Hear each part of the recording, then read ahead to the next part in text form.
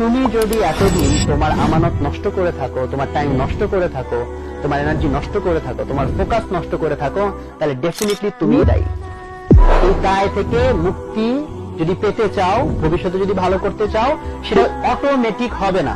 আমি শুকনা ফাঁপা মোটিভেশনাল ওয়ার্ড তোমাকে বলতে এখানে আসি নাই যে তোমাকে দিয়ে হবে, তুমি যাই করো না কেন হবে না, হবে না।